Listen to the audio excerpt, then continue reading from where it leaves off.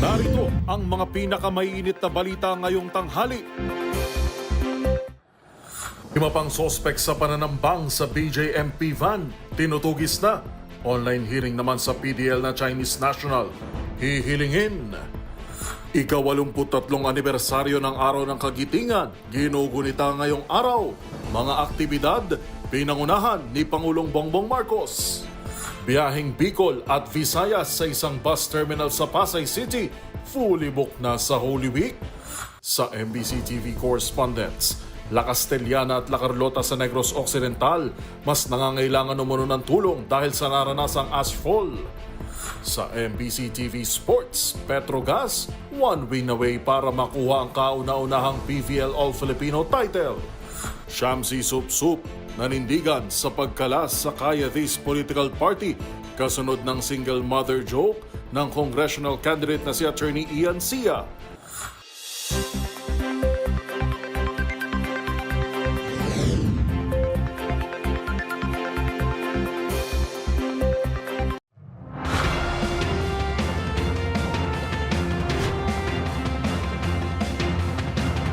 Bawat balita, makabuluhan. Bawat kwento, makapangyarihan. Boses ng Pilipino para sa Pilipino. Live mula sa MBC TV Studio. MBC TV Network News.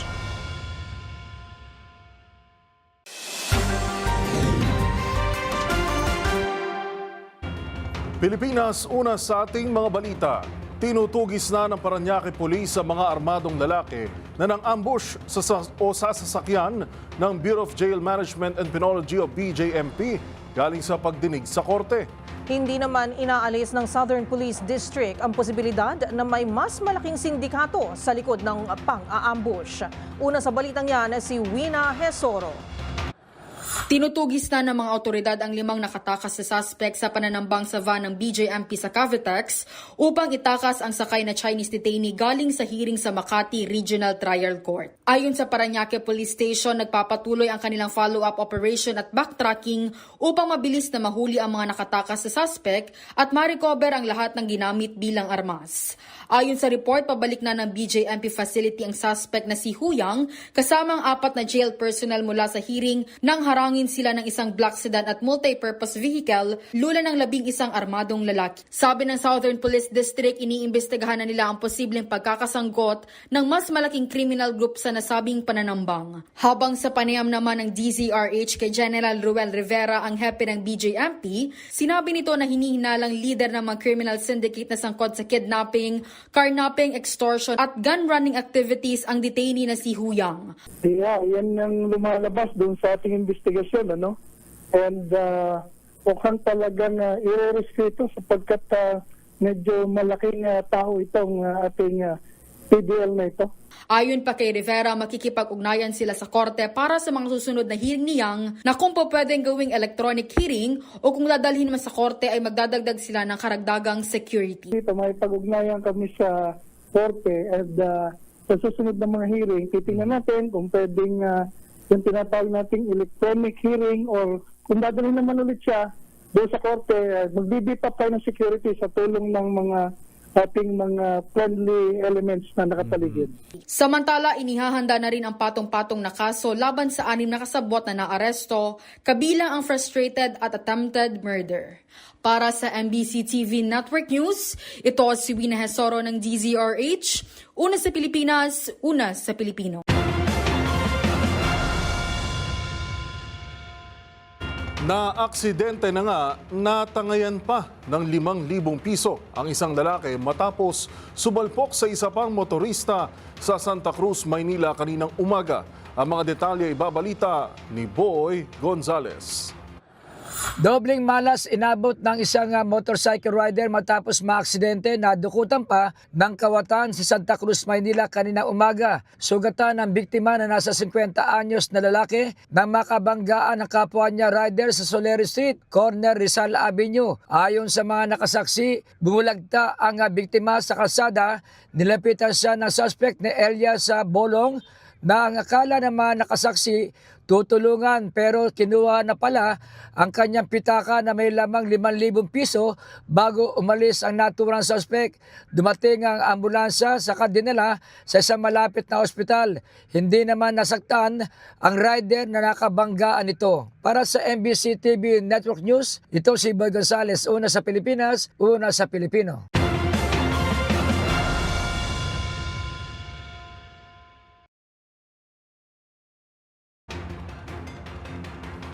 Ngayong paggunita sa Araw ng Kagitingan, inaanyayahan ni Pangulong Bongbong Marcos ang mga Pilipino na gawing inspirasyon ang mga kababayan nating bayani sa pagsusulong ng mga adhikain na magpapaunlad sa bansa.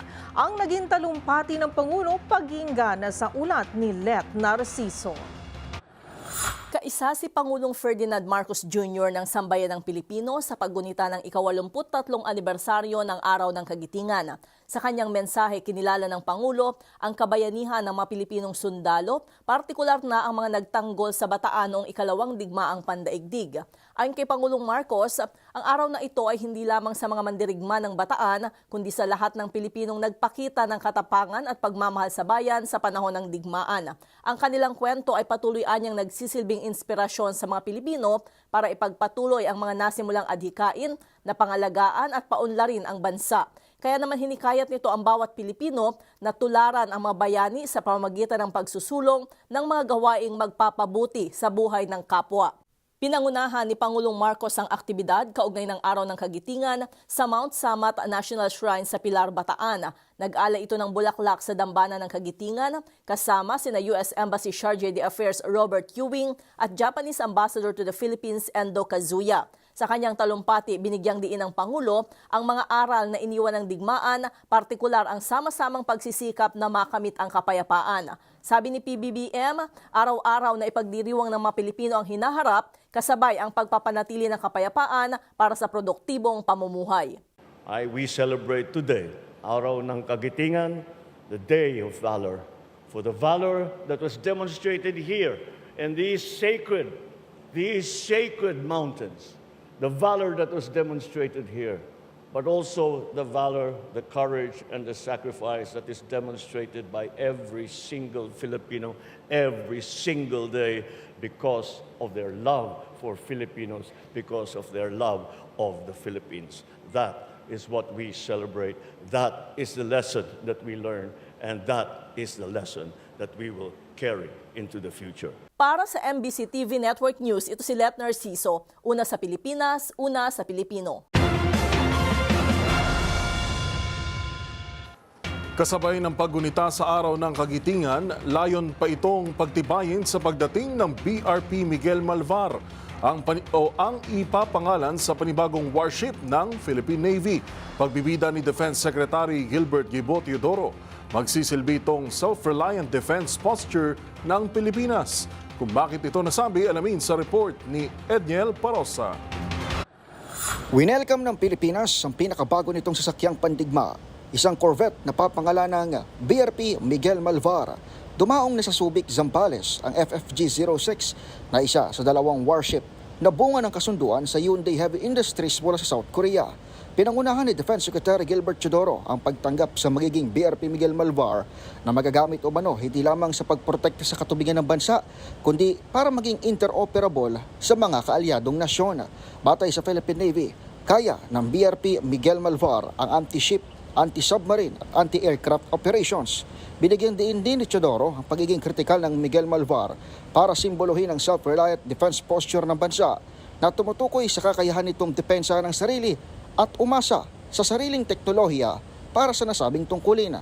Kasabay naman ng paggunita sa Araw ng Kagitingan, naniniwala ang kalihim na alay sa mga naunang bayani ang pagpapalakas ng bayan sa hukbong dagat bilang backbone ng target na Blue Economy. Para sa MBC TV Network News, ito si Edniel Parosa na D0H, una sa Pilipinas, una sa Pilipino.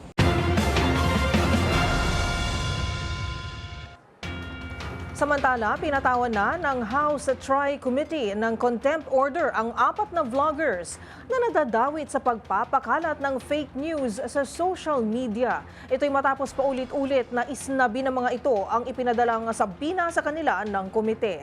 Ang isa namang vlogger may revelasyon sa kontrobersyal na polvoron video umano ni Pangulong Bongbong Marcos. Magbabalita si Dustin Bayog. Ipinasight in contempt ng mga miyembro ng House of the Representatives Tri-Committee ang 4 na social media vloggers kaugnay sa hindi nila pagdalo sa pagdinig tungkol sa pagkalat ng fake news. Inihaay ni Abang Lingkod Party List Representative Joseph Paduano ang citing contempt laban kina Sasasot, Jeffrey Celis at Lorraine Badoy dahil sa hindi nila pagsipot sa mga pagdinig simula pa noong Pebrero sa kabila ng mga iniisyong sabina. Ipinag-utos din ng TRICOM na idetene sila sa batasang pambansa hanggat gumugulong pa rin ang kanilang investigasyon. Damay din sa pinasiting contempt ng Kamara si Mark Anthony Lopez dahil naman umano sa pag-atake nito sa komite sa isa niyang social media post. Hindi rin ito dumalo sa pagdidig kahapon dahil ani nito na ipaliwanag na niya ang kanyang panig nang dumalo siya noong ikatlong hearing. Tulad nila Badoy, madidetain din si Lopez ng 10 araw naman sa House of the Representatives. Kaugnay nito, idatasan naman ng TRICOM ang Department of Foreign Affairs at ang Bureau of Immigration na alamin ang kalagayan nila Sasot, Celis at Badoy. Samantala, isinuwalat naman sa isang affidavit ng isang dumalong social media vlogger na si Vicente O. Pebbles Cunanan na si dating presidential spokesperson na si Attorney Harry Roque umano ang nagpasimuno sa polvoron video. Ito ang video kung saan nakuha ng umanong gumagamit ng cocaine si Pangulong Bongbong Marcos Jr. Sabi ni Cunanan, si Roque ang nasa likod ng fake video na laying sirain ng kredibilidad ng Pangulo at magdulot ng public backlash sa kanyang administrasyon. Para sa MBC TV Network News, ito si Dustin Bayog ng DZRH TV. Una sa Pilipinas, una sa Pilipino.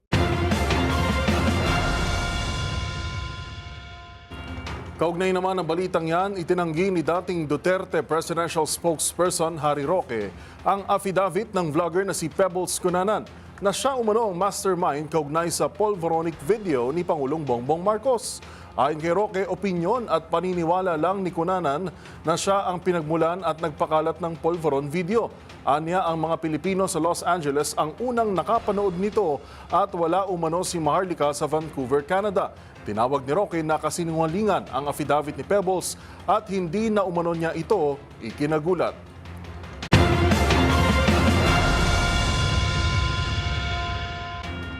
Samantala, eksaktong 1 linggo bago mag-Miyerkules Santo, fully booked na para sa Semana Santa ang lahat ng biyaheng Bicol at Visayas sa isang terminal sa Pasay City. Ang mga pinakahuling development sa Pasay area, ihahatid live ni Giselle Ricafort. Giselle. Bising wala na rin ng mabook na ticket dito sa DLTV Bus Terminal Pasay City para sa buong Semana Santa o Holy Week. Ayon sa ticket seller na si Jonalyn D. Maano, fully book na yung mga biyahe nila mula April 13 hanggang April 18. Pero kung magkakaroon naman daw ng dagsa ng mga walk-in o yung mga chance passenger sa mahal na araw, magde-deploy sila ng karagdagan ng mga bus para i-accommodate pa rin yung mga mananakay. Sa ngayon, may mga nag-walk-in ditong pasahero para magpabook ng ticket. Pero dahil nga wala ng slot, nagdesisyon yung ilan na pagkatapos na lamang ng Semana Santa umuwi ng kanilang mga lalawigan habang ang iba naman nagbakasakali doon sa ibang terminal. Nagpapatupad itong bus company ng limitasyon sa mga bagahe ng pasahero upang masiguro ang ligtas na paglalakbay. 2 hanggang 3 personal baggage lamang yung pinapayagan na dalhin ng bawat pasahero habang yung mga excess baggage naman ay ililipat na doon sa mga cargo bus. Pinapayuhan naman yung mga pet lover na babiyahe sa Semana Santa, ilagay sa kulungan yung kasama nilang alagang hayop. Dapat nakadiaper din yung mga ito at meron ding pamasahe, meron ding bayad yung mga yan kada upo ang okupado ng kanilang alagang hayop. Para sa MBC TV Network News, ito si Giselle Ricafort para sa DZRH, una sa Pilipinas, una sa Pilipino. Maraming salamat, Giselle Ricafort.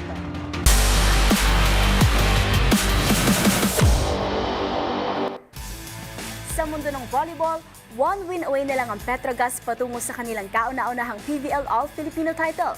Tinalo ng Angels ang Kimline sa Game 1 ng Finals sa isang thrilling 5-set match-up. Ang unang bahagi ng tinaguri ang Song of Ice and Fire, tutukan sa report na ito. Isang panalo na lamang ang kailangan ng Petrogas Angels para makamit ang kauna-unahan nitong PVL All-Filipino title. Yan ay kasunod ng kanilang 5-set victory kontra defending champions Creamline Cool Smashers.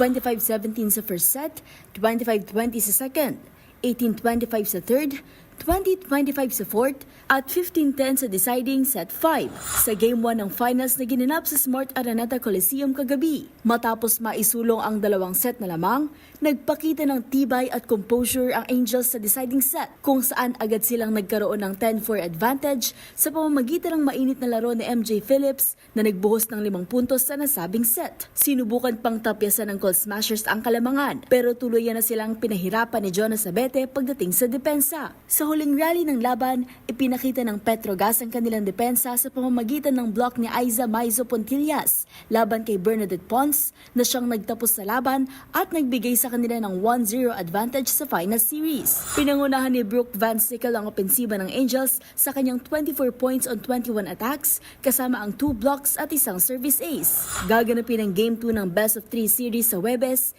April 10 sa parehong venue.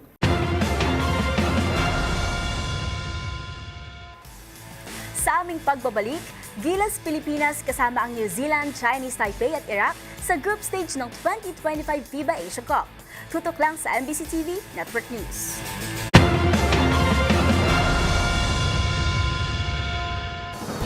Narito pa ang mga balitang dapat ninyong abangan. Campaign jingle ni Mocha Uson na Cookie ni Mocha. Sinita ng Comelec. Sa MBC TV Global, ipinataw na taripa ng US sa China. Pumalo na sa higit 100%.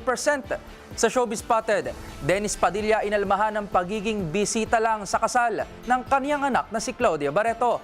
Sa Expert's Opinion, ano nga ba ang nomophobia at sintomas nito? Alamin, lahat ng yan sa pagbabalik ng MBC TV Network News.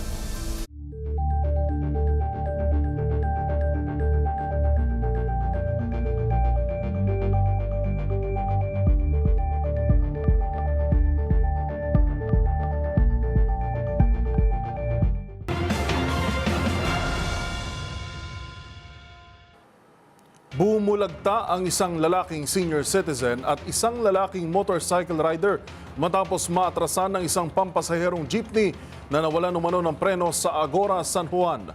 Kwento ng tsuper ng jeep, paakyat sana siya sa isang parking space nang mawalan ng kontrol sa sinasakyan, dahilan para dumausdos ito at sumalpok sa katapat na tindahan. Sa pool ng jeep ang isang kotse, isang SUV, isang motorsiklo at isang lolong naglalakad lamang sa bangketa. Wasak din ang gate ng tinamaang tindahan. Mabuti na lamang at late umanong nagbukas dahil holiday. Nakakausap pa naman ang mga nakahandusay na matanda hanggang sa rumesponde ang San Juan Police at CDRRMO.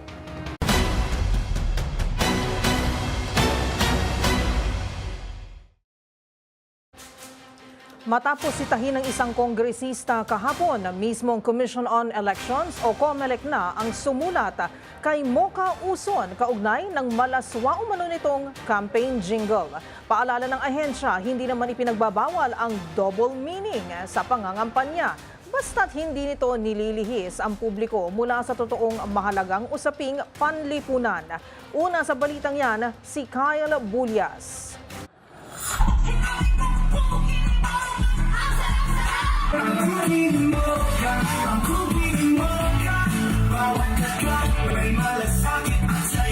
Yan ang campaign jingle ng blogger at dating Assistant Secretary for Social Media ng Presidential Communications Office na si Mocha Uson para sa kanyang pagtakbo sa pagkakonsehal ng lungsod ng Maynila. Umaani ito ngayon ng samot-saring reaksyon mula sa mga netizen dahil sa mistulang double meaning na lyrics nito. Dahil dito, sumulat na ang Commission on Election kay Uson. Ipinaalala ng COMELEC na bagamat hindi ipinagbabawal ang paggamit ng mga double meaning sa kampanya, hindi rin dapat ito nagdudulot ng distraction at nilalayo ang tunay na mensahe ng kanyang mga plataforma. Paliwanag ng COMELEC, nababaliwala ng mga sexually suggestive na elemento sa pangangampanya ni Uson ang mga seryosong diskusyon tungkol sa mga polisiya at pamamahala na kailangan mapag-usapan ngayong panahon ng halalan. Sa kabila nito, sinabi ng COMELEC na hindi nila pagbabawalan si Uson, lalo kung bahagi talaga ito ng kanyang kampanya, pero hinimok nito si Uson na gawin ito sa mas maayos na paraan. Una rito, sinita na ni Bataan Representative Geraldine Roman ang campaign jingle ni Uson. Sabi ni Roman, batid naman itong walang masamang intensyon si Uson, pero dapat aniyang itaas pa ang antas ng pangangampanya at gamitin ang kanyang platform para maipabatid ng maayos sa publiko ang kanyang mga plataforma. Si Mocha Uson ay tumatakbo sa ilalim ng tiket ni Isko Moreno na tumatakbo muli sa pagkaalkalde ng Maynila. Para sa MBC TV Network News, ito si Kyle Bulias ng DZRH. Una sa Pilipinas, una sa Pilipino.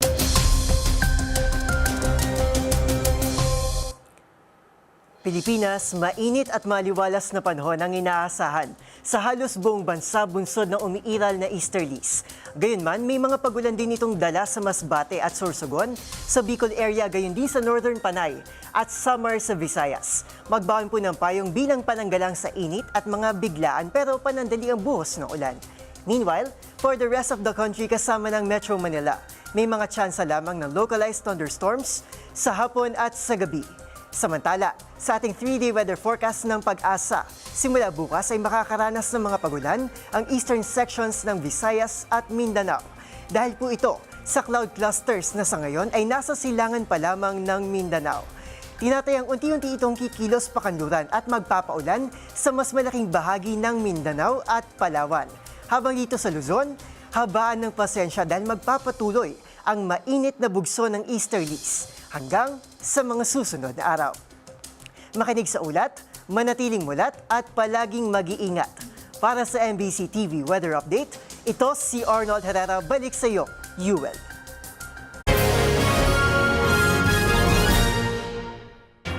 Maraming salamat Arnold. Samantala mula sa 54%, nadagdagan pa ng 50% tariff ang natanggap ng China nang ipataw na ni US President Donald Trump ang unay babala lamang nito dahil sa isinagawang counter-tariff measure ng China.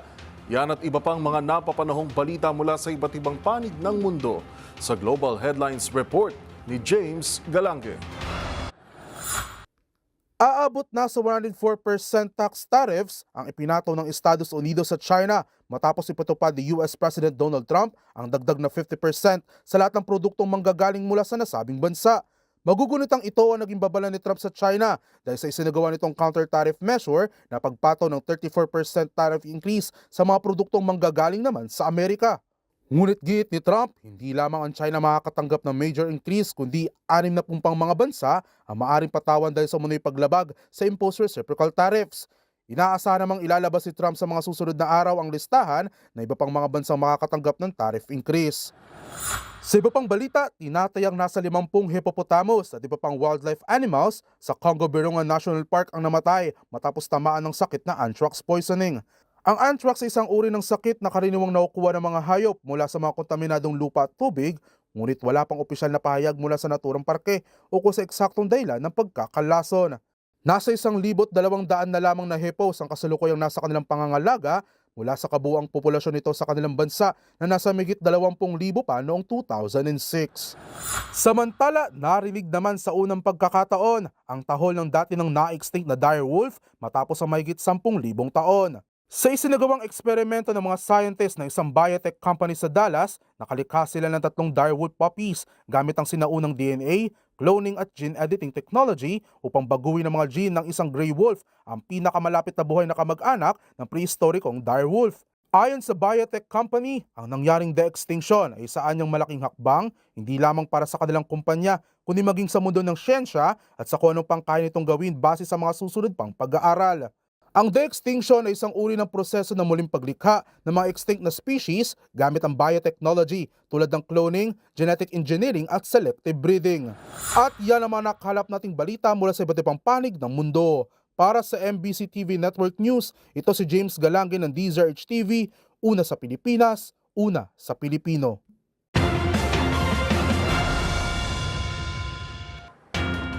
Sa iba pang balita, papalitan na sa pwesto si Police Brigadier General Arnold Thomas Ibay bilang direktor ng Manila Police District. Base sa kautusan na ibinaba ng PNP, epektibo bukas, April 10, papalitan na si Ibay ni Police Brigadier General Benigno Guzman na magiging officer in charge. Ililipat naman si General Ibay sa Police Regional Office Negros Island Region kung saan siya ang mauupong OIC doon. Pirmado ang kautusan ni Police Major General Constancio Chinayog Jr., Direktor ng Personnel and Records Management ng PNP. Higit isang taon na namuno si Ibay bilang Director ng MPD mula October 17, 2023.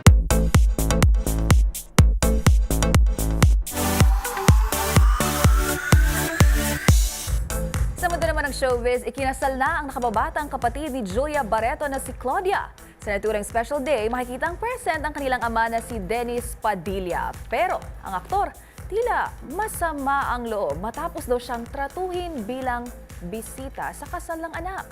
Narito ang showbiz report. Ikinasal na si Claudia Barreto sa longtime non-showbiz boyfriend nitong si Sebastian Lorenzo. Si Claudia ay isa sa 3 anak ng ex-couple na sina Marjorie Barreto at Dennis Padilla. Sa mga lumabas na larawan online, sa pamamagitan ng isang intimate church wedding, nagpalitan ng matamis na I do ang dalawa. At kabilang nga sa mga dumalo rito, ang mag-asawang Richard Gomez at Lucy Torres, kaya hindi na magkapatid na Hannah at Ella Pangilinan. Ang ngayon mister na ni Claudia na si Sebastian ay kapatid ni Mateo Lorenzo, na siya namang asawa ng aktres na si Erich Gonzalez. Pero ang kasalan, nabahira ng issue matapos ang isang post ng aktor na si Dennis Padilla sa kanyang Instagram na present din sa naturang kasalan. Dito kasi, naglabas siya ng sama ng loob kung saan nakasaad na, "Grabe kayo, nabudol niyo ko." Father of the bride, naging visitor. Sa ngayon ay burado na ang naturang IG post ni Dennis Padilla habang wala pa namang inilabas na pahayag ang pamilya Barreto tungkol dito.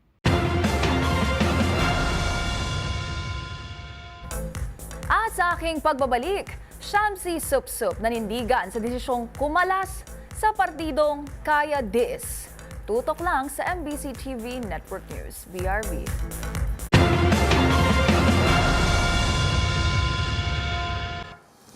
Abangan sa aming pagbabalik, mga pulis at sundalo sa Northern Samar binigyang pugay ngayong araw ng kagitingan. Sa MBC TV Sports, ang mga bansang makakalaban ng Gilas Pilipinas sa 2025 FIBA Asia Cup kilalanin.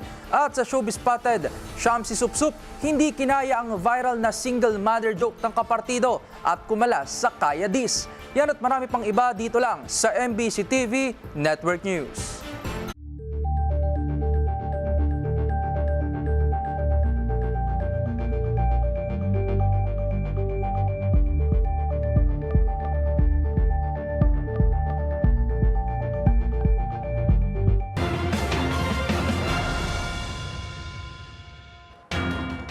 Sa pagpapatuloy ng ating balitaan, dinayo ng Trabaho Party List ang iba't ibang dako ng Pilipinas para ibida ang kanilang mga plataporma na magpapaunlad sa estado ng bawat manggagawang Pilipino. At kabilang nga sa kanilang binisita ay ang mga mangingisda sa Navotas Fisheries Port Complex. Nagbabalik si Edniel Parosa. Tuloy-tuloy ang pag-ikot ng 106 Trabaho Party List sa iba't ibang lugar sa bansa upang ilatag ang mga advokasya at plataporma nilang magtataguyod sa sektor ng paggawa. Nakipiesta ang 106 Trabaho Party List sa Navotas kasama ang celebrity advocate at birthday girl na si Melay Cantiveros at nominee na si Attorney Johan Bautista. Sa Navotas Fisheries Port Complex, kinausap ng grupong mga mangingisda at kanilang inilatag ang mga layuning palakasin ang fishing industry at mabigyan sila ng sapat na sahod. Tumungo naman sa Dipolog, Zamboanga del Norte si 106 Trabaho Party List nominee Ninay Chavez at sinuyod ang mga barangay sa lugar. Sa talumpati ni Chavez ng 106 Trabaho Party List, kanyang sinabing itutulak ng grupo na mapagandang sitwasyon ng paghahanap buhay upang hindi na bumatay pa sa sideline o racket ng mga manggagawa. Bumiyahe naman patungong Santiago Isabela ang isa pang nominee ng 106 Trabaho Party List na si Kagawad Nelson De Vega at kinausap ng nasa 1,000 manggagawa para banggitin ang plano nilang itaguyod ang makaturuang sahod para sa mga naghahanap buhay. Bukod sa sweldo, pangunahing layunin din ng 106 Trabaho Party List ang magkaroon ng dekalidad na trabaho, karagdagang benepisyo maayos na kondisyon sa mga workplace at patas na oportunidad para sa lahat. Para sa MBC TV Network News, ito si Edniel Parrosa na DZRH. Una sa Pilipinas, una sa Pilipino.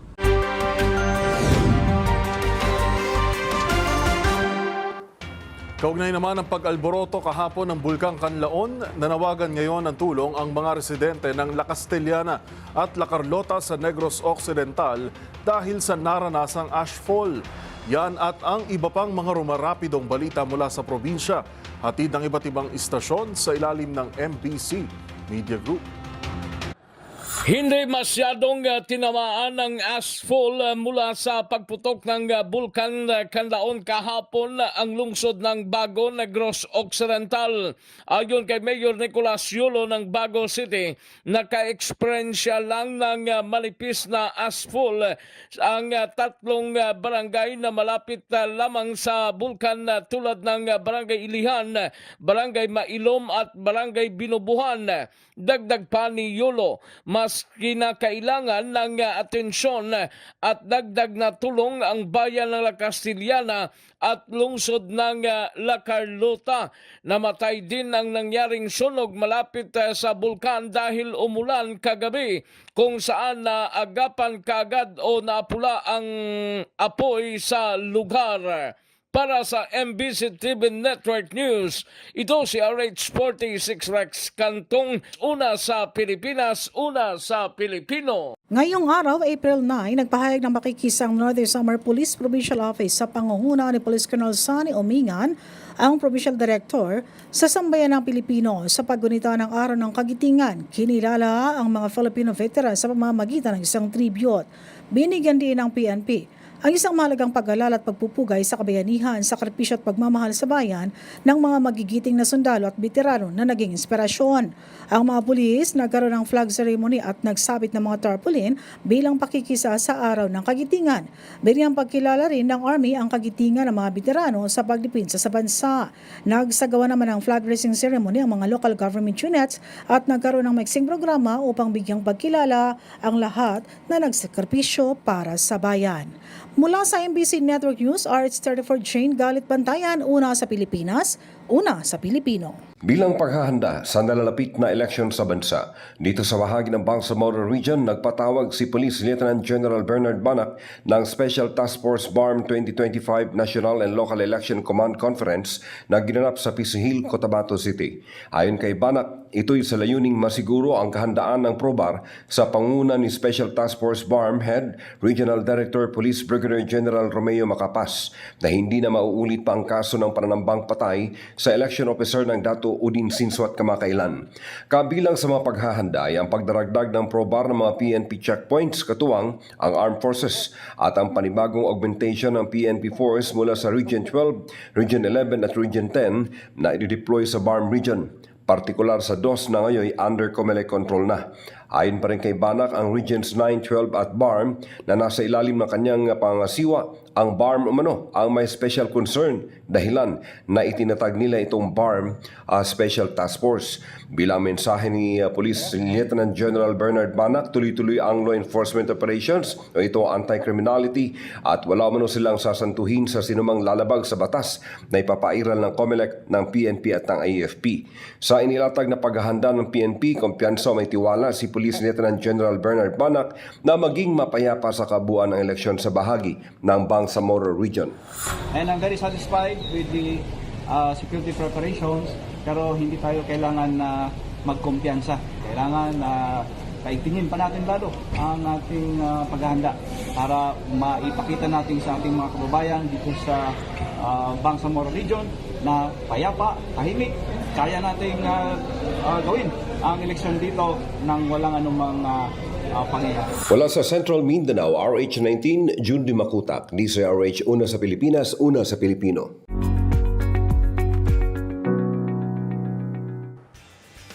Sa patuloy na pag-usbong ng digitalization sa mundo, normal at may tuturing ng necessity ang pagkakaroon ng cellphones. Ngunit kakambal din ito ang banta ng pagka-addict at overdependence rito o ang tinatawag na nomophobia. Kaya naman paalala ng simbahan ngayong paparating na Semana Santa, mag-unplug muna upang makapag-nilay-nilay. Ang mga detalye tutukan sa Expert's Opinion Report na ito. Sa patuloy na pagbabago at pagiging advanced ng mundo, halos lahat na siguro ay mayroong access at mayroong mobile phones. Mapabata o matanda ay gumagamit na nito sa marami at iba't ibang dahilan at paraan.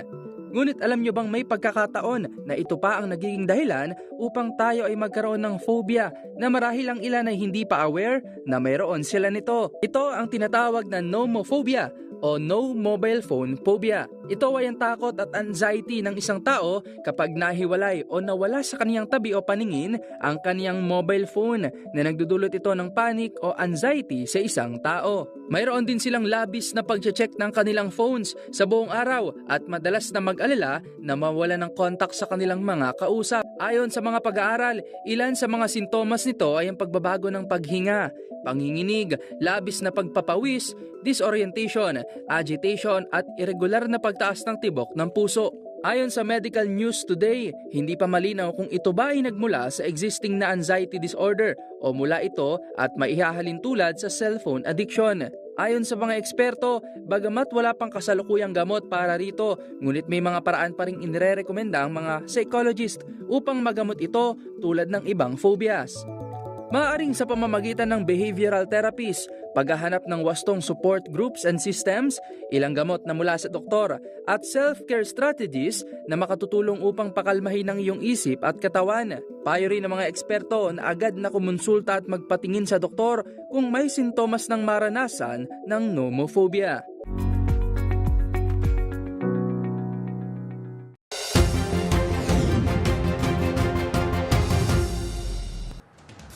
Sa kapapasok lamang na balita, kinumpirma ng Department of Foreign Affairs o DFA na positibong kinilala ang isa sa 4 nating kababayan na napaulat na nawawala kasunod ng 7.7 magnitude na lindol na yumanig sa Myanmar noong March 28. Naiparating na rin sa pamilya ng biktima ang kumpirmasyon ng ahensya. Hindi muna naglabas ng karagdagang impormasyon ang DFA kaugnay ng pagkakakilanlan ng biktima bilang respeto sa pamilya ng nasawi. Kami po sa DZRH at DZRH News Television ay lubos na nakikiramay sa pamilya ng namayapa nating mga kababayan.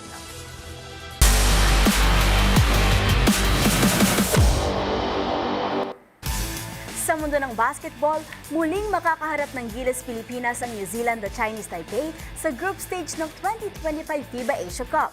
Inanunsyo na kasi ang mga kupunang makakasama sa Group D kung saan kabilang din ang Iraq. Ang mga detalye sa report na ito. Pamilyar na mga kupunan ang makakaharap ng Gilas Pilipinas sa pagsisimula ng kanilang kampanya sa 2025 FIBA Asia Cup na gaganapin mula August 5 hanggang 17 sa Jeddah, Saudi Arabia. Kabilang ang Pilipinas sa Group D kasama ang New Zealand, Chinese Taipei at Iraq. Pamilyar na mga kalaban ng Tall Blacks ng New Zealand at ang Taiwanese matapos ang kanilang huling sagupaan sa Asia Cup qualifiers. Sa kanilang pinakahuling laban, natalo ang Gilas sa Chinese Taipei at 91-84 noong Pebrero, ang unang pagkatalo ng Pilipinas sa Taiwan mula noong 2016. Sumunod namang nabaon ang Gilas sa 87-70 loss kontra New Zealand na bumawi mula sa kanilang pagkatalo sa Filipinos noong ikalawang window. Samantala, ang Group A ay binubuo ng Qatar, Australia, South Korea at Lebanon. Ang Group B naman ay kinabibilangan ng Guam, Japan, Syria at Iran. Habang sa Group C ay magkakasama ang China, Jordan, India at host country na Saudi Arabia. Layo ng Gilas na makabawi sa kanilang huling mga pagkatalo at makapasok sa knockout rounds ng prestihiyosong torneo sa Asia.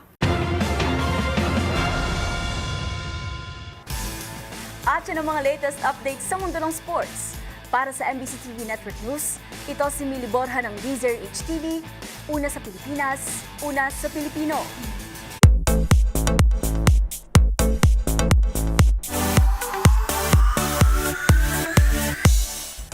Kumalas na sa Pasig City Political Party na Kaya Dis ang beauty queen at tumatakbong konsehal na si Shamsi Supsupli. Ito'y matapos ang kontrobersyal na joke sa mga single mother ni Atty. Ian Sia na siyang bahagi ng naturang partido. Ang pahayag ni Shamsi tinutukan sa Showbiz Report na ito.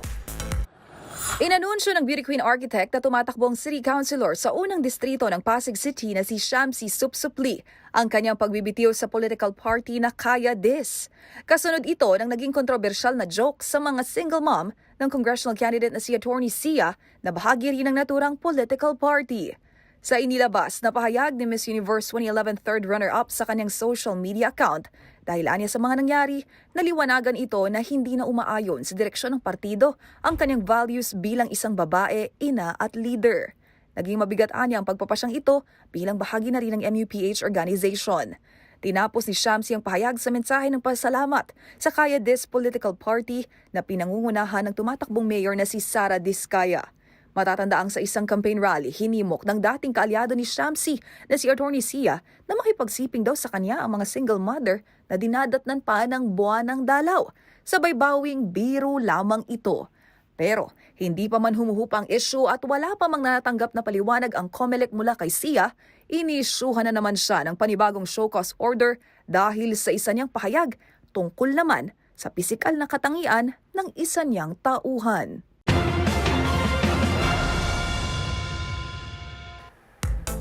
Para sa MBC TV Network News, ito ang showbiz angel Angelica Cosme ng DZRH TV. Una sa Pilipinas, una sa Pilipino. Balik sa inyo, Ms. Karen and Yuel. Maraming salamat, Showbiz Angel. At iyan ang mga nakalap naming balita ngayong araw ng kagitingan. Magsilbisa ng paalala ang araw na ito sa isa sa pinakamadilim na kabanata sa ating kasaysayan at kung paano ito naging bahagi ng ating tinatamasang kasarinlan sa kasalukuyan. Ito po si Yuel Reyes. At kaisa nyo sa pagkamit sa tunay na mapagpalayang Pilipinas sa mundo ng pamamahayag, ako naman po si Karen Oyong. Magkita-kita tayong muli bukas araw ng Huwebes para sa mga balitang makabuluhan, mga kwentong makapangyarihan. Hatid pa rin ang boses ng Pilipino para sa Pilipino. Ito ang MBC TV Network News. Una sa Pilipinas, una sa Pilipino.